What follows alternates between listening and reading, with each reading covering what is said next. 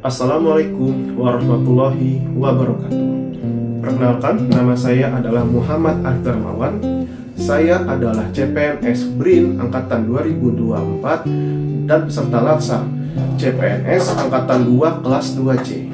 Saat ini, saya akan menjelaskan bagaimana aksi bela negara bagi seorang ASN dengan jabatan fungsional periset atau peneliti. Sebagai seorang periset atau peneliti, kita dapat melakukan aksi bela negara melalui jalur riset. Salah satu komoditas utama dari Indonesia itu adalah kelapa sawit. Saya memiliki topik riset adalah valorisasi biomasa. Indonesia pada tahun 2024 telah menghasilkan limbah padat sawit sebanyak lebih kurang 10,5 juta ton per tahun. Oleh karena itu, topik riset saya adalah mengolah limbah padat sawit menjadi bahan baku berbagai macam jenis senyawa kimia dan produk yang dapat digunakan sebagai ketahanan pangan, ketahanan energi, dan ketahanan kesehatan. Baik, saat ini saya akan menjelaskan sumber bahan baku untuk pembuatan produk bahan kimia berbasis dari kelapa sawit. Berikut ini adalah sumber biomasa dari kelapa sawit, yaitu adalah tandan kosong kelapa sawit atau TKKS yang sudah diolah di pabrik kelapa sawit. TKKS ini akan diolah lebih lanjut menjadi serabut-serabut seperti ini yang mana digunakan untuk mempermudah pada saat proses nanti. Nah, serabut-serabut ini kemudian akan dihaluskan menjadi bentuk serbuk ya.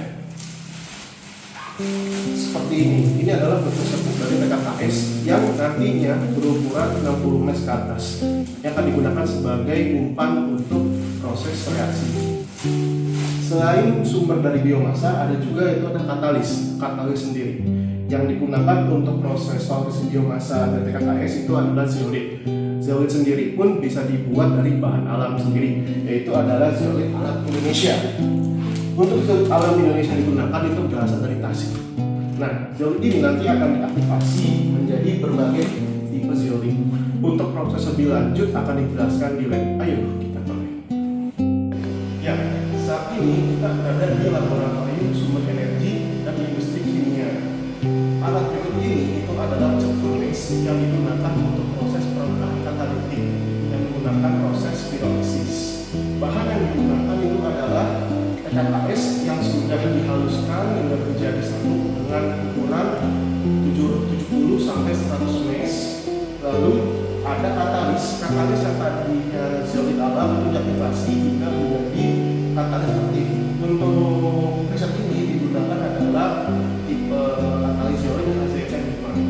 Kedua bahan ini itu akan dimasukkan ke dalam cut furnace hingga temperatur lebih kurang 500 sampai 600 derajat Celcius pada waktu tertentu. Lalu ketika proses itu sudah selesai, maka akan dihasilkan produk berupa bio-oil. Nah, seperti ini.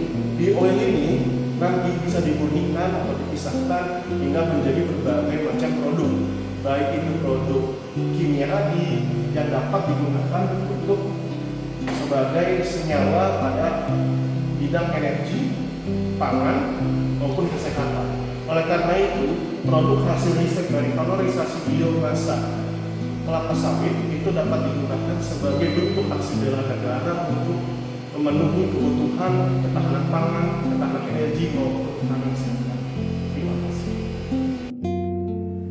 Demikianlah informasi dari aksi bela negara sebagai seorang periset.